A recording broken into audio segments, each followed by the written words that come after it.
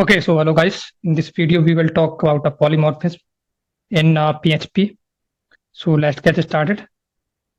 So we in this video we understand what is the polymorphism and how we use this. So what are the polymorphisms? Polymorphisms basically uh, method are same but work differently in a different classes.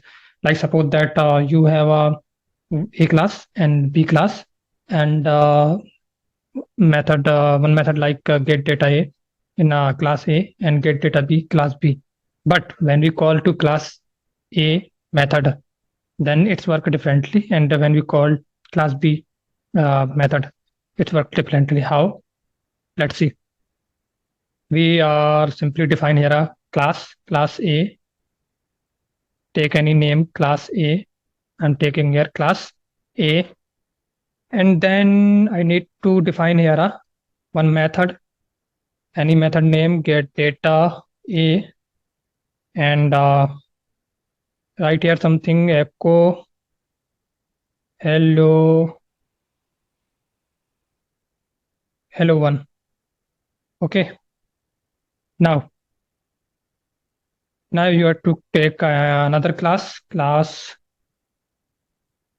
B, extend class A, take any another method function get data, take here something different hello and hello 2. Okay, now both method are same get data A and get data A, but here are hello 1 and here is hello 2. Now here we have to create a object new class A. Now object called to get data A. Now here we need to understand these things. Here we are making the class A object, not B. So it's when we are call this get data A, it's called class A method. Okay, now I have to run this PHP demo.php. Okay, so hello one is comes. So simply we can say that when we call to class A method, it's calling a echo hello 1. Okay, and when we if we want to print a class B data, then we have to use here a class B like this.